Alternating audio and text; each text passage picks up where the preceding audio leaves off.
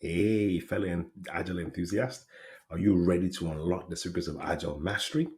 Join us on a thrilling adventure as we dive deep into the world of Agile frameworks and methodologies, exploring everything from the tried and true frameworks like Scrum and Kanban to the hidden gems that may not be on your radar. Yep, at Agile Matrix, we're on a mission to empower agility around the globe and to help them harness the full potential of the Agile frameworks. Whether you are a seasoned practitioner or just starting your Agile journey, our podcasts are your ultimate guide to navigating the very and ever stop.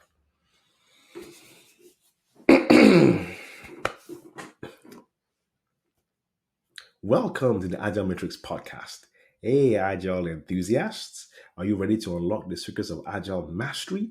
Join us on a thrilling adventure as we dive deep into the world of Agile frameworks, exploring everything from the tried and true frameworks like Scrum and Kanban to the hidden gems that may not be on your radar.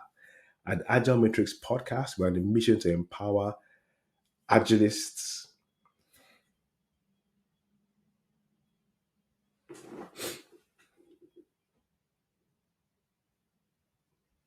Scrum Masters, okay.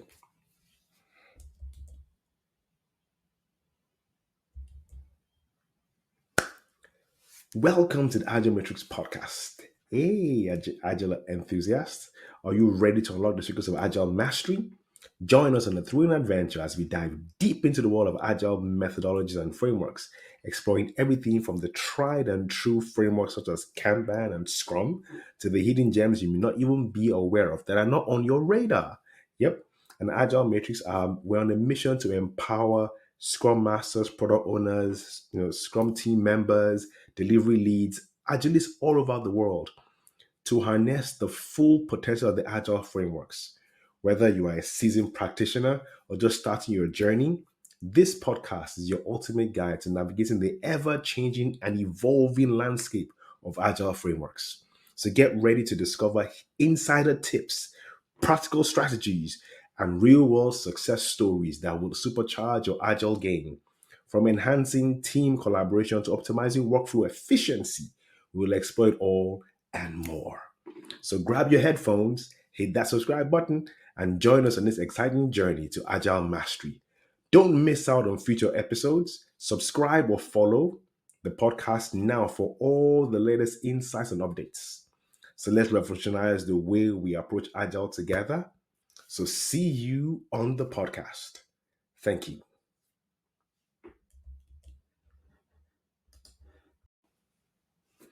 Welcome to today's podcast at the Agile Matrix podcast. We're going to be talking today really about an interesting topic. And I titled this podcast, The Modern Day Scrum Master and Batman. What do they have in common? Yes, you heard me right. Batman, the superhero. You know him? Batman, Robin, Batman, yeah. The DCU, Batman. So what do they have in common? Now, who is a Scrum Master? We've said it earlier in other podcasts that the Scrum Master is the one that is tasked with ensuring that the team is effective in the use of the Scrum framework. You all know about the Scrum Master, but here we're talking about what similarity does the modern day Scrum Master have with Batman? Then let's look at Batman, for example. Superhero, yeah, muscular, not necessarily what we're looking at, but Batman has he's intelligent. Yes, that's good, but he has this tool belt that I actually want to focus on, right? In his tool belt, there are many tools, different things. The thing he flings, all these things, and the gun that he shoots, everything. He's equipped for every single potential problem he could meet. And that is the key. So he has everything in his tool belt that he has, obviously over time built, acquired, and put together tools. So that when he meets another enemy or someone to take down, he has what he needs. And he keeps on updating this tool belt, right? Keeps on refining the tool belt, keeps on adding things, taking things out. Now, why is that similar to the modern day Scrum Master? Now, it's important to note that today's Scrum Master cannot just be vast in the Scrum framework, right? It wouldn't work. Why? Because that is going like Batman to battle with a single tool, What did they say? That if all you know how to use is a hammer, everything looks like a nail. What are we saying? There are different problems that Scrum Masters face in today's world, right? In the world of agility and value delivery, that you can't just say you know Scrum. Even though you are a Scrum Master, you can't say you just know Scrum. So that's where the power of the complementary frameworks come into place. I mean, even Scrum itself has what they call complementary practices, like um, broader backlog refinements. Now, it's not in the Scrum guide as a practice, but it's written as a complementary practice. Why? Because in the world of Scrum, we realize that actually it does help a lot. It helps in the sprint planning. It helps foster collaboration. It helps foster common understanding of the problem they're working towards as a team. It also helps to foster this ownership of the work, right? So it's a very good complementary practice, basically speaking. So even in the Scrum guide, it's written there that you can actually add stuff into it, which is very good. So what am I saying? As a Scrum Master, to be effective and to be able to build efficient, effective, and reliable teams, it is important for a Scrum Master to have his own tool belt. Now, there are things you consider as a Scrum Master. First of all, you look at with Scrum itself, yeah, perfect. Then you look at what other frameworks can I add to improve my knowledge. Now, Kanban is a very good framework. Kanban, you can call Kanban. I define Kanban in this unique way. I say it's a combination of strategies to optimize the flow of value from the start of a process to the end. So there are strategies within Kanban you can pull into Scrum that help to improve the flow of value of the team's work, can help to improve how the team work. There are practices that you learn from facilitation. So you learn how to facilitate the events better, right? And you see, there's one important thing about that you compare to the modern day Scrum Master and Batman, the relentless desire to improve the practice. Now, like I said about Batman, always refining his tools, always checking to be sure that the tools I have are relevant to the problem I face. And if this tool is irrelevant, chuck it out, get another tool. So that's something that modern day Scrum Master needs to learn. You can't go to battle or you can't go to work as a Scrum Master and go with only one tool. No, it wouldn't work. The world we're in is too complex, right? We call it the vocal world. It's too complex. So the Scrum Master must know other tools to use. Like I said, the Scrum Master must actually refine what he or she does. Look at, am I able to facilitate the meetings better? Or can I get this facilitation done in a better way, a more effective way? What can I learn from Kanban to bring to my team? What can I pick up from Safe? What can I pick up from Less? What can I pick up? That's the large scale Scrum, Safe being safe, skill agile framework. What can I pull from them? Do you get from the mentality of the framework to actually improve the work that I do? Same thing you pick from Kanban. What can I pull from there? You look at the Nexus. What can I pull from there? You look at Scrum at Scale. You look at all these frameworks. Why? You see, you have to understand something that the agile movement is a movement. It hasn't stopped. It's still moving, trying to address the problem of service delivery and also to bring efficiency and effectiveness and then reliability to a team, as well as trying to address the systemic issues from end to end. There are questions to ask. Like, for example, you look, when you optimize the Scrum team to be as good as it can, then you find out that actually in the organization, there's what I call decision lag. It takes so long for them to decide what to do. How do you do that? And as a Scrum Master, if all you know is Scrum, it'll be difficult, but when you learn how to actually to coach leaders, to coach team members, to show them, like in Kanban, we have what we call upstream Kanban. You show them how to do that, so they can actually increase the efficiency of flow of value from decision all the way to the teams and out. So that way you see the holistic view. Because if you focus on just the team, you do what they call sub optimization, right? It's like I always tell people. So if you're on a 20-minute, if you have a 20-minute journey to make, and you're meant to be there by 8 o'clock and you leave at 7:40, you could make it. Yeah, most likely. But then if you leave at 7:50 and it takes you 20 minutes, but you need to get there at 8, you are late already. So you may scream on the driver to move as fast as possible. One of three things will happen. It's either he has an accident, gets a speeding ticket, or then ignores your screams and gets there late. So what's the secret of getting there early then? Optimize the processes before you leave the house. The same thing with the Scrum team. A lot of times you focus on the Scrum team being as efficient as possible. The problem might be the organization, might be pre-Scrum team. So you see, your knowledge of all the other frameworks and how they address organizational structure before the Scrum team would help. So you can't sit down there and say, I'm a Scrum Master. All I do is help to facilitate the events and help the team to be more effective. You can't do that. That's why even the Scrum guy talks about the Scrum Master to the team, to the product owner, and to the organization. Right. So you see, that's another example why the Scrum Master must have that tool belt. Now you don't know. You might go into an organization today and you find that it's the batarang that works, or it's the gun, whatever it is that works. You might find that out in the other organization. You never know. So that's why as a Scrum Master, you must have your tool belt well fortified with all the necessary tools and equipments you need to help these organizations, these teams, and these people deliver value to their customers, right? So like now, someone might ask, okay, so what frameworks can I learn? I always say very clearly, you have to know Kanban. To be a good Scrum Master, you need to know Kanban. I mean, there are courses. There's the Kanban Management Professional 1 and 2, given by the Kanban University. There's Scrum Better or Kanban by the Kanban University. There's Professional Scrum with Kanban by scrum.org.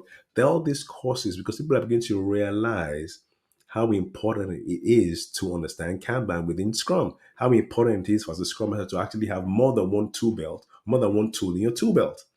Same thing when you look at some of the courses, they emphasize on some things. Like you look at the Scrum.org, we have the professional Scrum with user experience. What are we saying? We're realizing that actually a Scrum Master that understands the influence of user experience or user experience and all that in the Scrum framework actually help teams deliver value better. So you have to understand that part as well. So you cannot be a one trick pony. That's what I'm saying. You can't be a one trick pony as a Scrum Master. You have to know a lot more. And that's what, like I said about Batman, you can liken it to Bruce Lee as well. I mean, I love the character because of his um, drive to excellence. You look at someone like Bruce Lee. I was watching a movie about him yesterday, actually, and he mentioned something that he was relentless in improving the quality of everything that he did. As a Scrum Master, you have to have the same mentality. I know that it's interesting to note that in the Scrum framework, you have what is called a retrospective, right? And that is the team fine tuning their processes to improve their delivery of value and to improve their efficiency and effectiveness. That's cool. But as a Scrum Master, you have to have that mentality personally regarding what you do for the team and in the team. So that's why you cannot be a one trick pony. It will not work. It's going to be very hard. I've coached organizations and Scrum Masters in different organizations. I've seen Scrum Masters that have been one trick ponies and they always struggle because you have to understand that the problem is complex, right? And in Scrum, we even call it a complex adaptive problem. In other words, it evolves as you touch it, it changes, right? So what am I saying? So yeah, like I said, I almost got lost my track there. So yeah, you need to know Kanban. Very good. You need to know scaling frameworks. You need to know SAFe. You need to know Nexus. You need to know metrics. If it's evidence-based management, if it's cycle time, if it's lead time, if it is work item age, you need to know all these metrics. Why? Because eventually, as a Scrum Master, you need to be able to measure for productivity. Is my team productive? Is my influence affecting the team? Are they getting better? How will I know? Because you can't go by what I call subjective metrics alone. You can't say how do you feel as a team. You have to have metrics in which you rely on. And remember, you're working on behalf of somebody. You have to be able to demonstrate your influence to the team. So you must know metrics. As a modern day Scrum Master, you cannot play around with metrics. You must know metrics. You must know scaled frameworks. You must know how to facilitate remote meetings. You must know how to use Mural, how to use all those collaboration tools. Why? Because even though the agile principle talks about face to face being the best form of communication, in today's world, we are remote. So that's why I always tell people that it says the best, but not the only. You have to be comfortable with those tools. So what have I said? Kanban, Safe, Nexus. You have to know scaling frameworks. You have to. You have to know how to facilitate remote events. You have to know Kanban. You have to know there's one that actually comes to mind right now. It slipped my mind right now, but I'll remember eventually. You have to have these tools in your tool belt ready for battle, right? Ready to help teams, ready to help organizations. You have to know also how to coach. You see, because as a Scrum Master, you coach the organization. You have to learn coaching. So if you haven't gone for any coaching course, you need to add that to your tool belt. You have to know how to handle meetings, how to begin, how to design a meeting. You have to, yeah, I just remember now, you have to also know how to train from the back of the room. You have to know how to handle these things. Do you understand? Because if you don't, it would have, you may still be a scrum master, but you won't be as effective as possible. And you see, you need to guide the team to be effective, to be efficient, to be reliable. You yourself can now not be the one that is ineffective, or the one that is ineffective. You have to build effectiveness into your process. And the only way is to keep on looking at what you're doing, looking at how to improve it. See, I live by a particular principle. I call it the bridge principle. And the bridge principle is predicated upon this idea. A you know, blindingly honest opinion of where you are, right? What you know, what you don't know, and an understanding of where you want to be that is clear. And then you taking definite steps to bridge the gap daily. As a scrum master, you have to have that mentality. If you don't, it'll be difficult to bring it to the team. You can't pretend long enough. The team will get to know that it's an act, and you have to bring it in. Okay? So that is an idea of the modern day scrum master, taking his tool belt everywhere he goes. Because you have to remember that every organization you walk into will have a different blend of the problem of value delivery. It won't always be the same, right? It will not always be the same. I've been in organizations where the problem was XP practices. That's another thing you need to know. You need to know engineering practices. I've been in an organization where the problem was engineering practices. I've been in organizations where the problem was the product owner, and then also knowing who to invite for sprint reviews to get feedback. So the engineering team was okay, but they had no feedback. I've been in organizations where, as a scrum master, I had to bring in Kanban practices. I had to limit their whip. I had to focus on Kanban metrics. I've been in organizations where I had to help them design scaled frameworks. You see, now as a scrum master, if I didn't know all these things, even though I was still working with the team, I'll have had less value to provide for the organization. I'll have been able to help them within their situations. But because I knew these things, I could help. I've been in organizations where, just putting some Kanban practices in increase their efficiency by about 300%. So if I didn't know these things, how will I be able to do them? So that's why I emphasize the importance of not being a one trick pony. You cannot be a scrum master and go into the office and say, I'm going to facilitate that meeting. When the meeting finishes, I'm going to do this. And that's all you do. So you're in that meeting, you coach that person, but you do not know. You cannot. I see the problem is, if you don't know these techniques and these tips and these frameworks, you won't be able to observe the information properly. So you see a team that's overburdened. It won't dawn on you that maybe we should limit the work in progress. That is the whip. It won't come to your mind. But when you know these things, it's easier for you to detect. Like I said about Bruce Lee. Bruce Lee, I'll end with this. And I've almost belaboured the point, but it's really important if you get what I'm saying. So I said about Bruce Lee that he would spar with different people, right?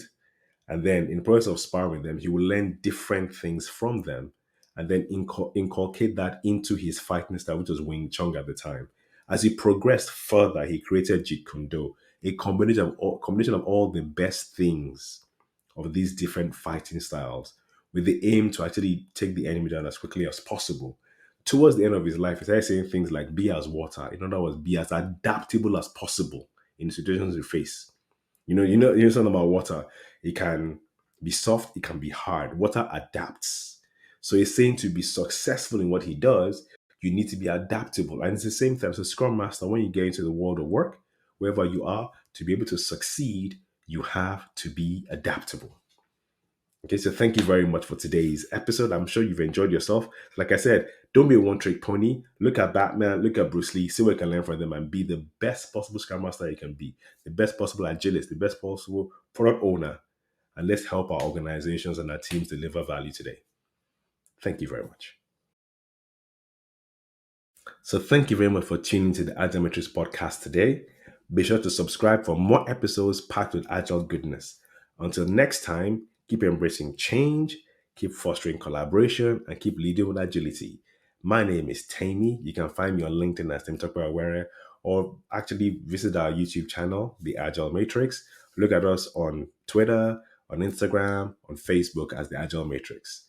Thank you very much and have a fantastic day. Like I said, keep embracing change, keep fostering collaboration, and keep leading with agility. Cheers.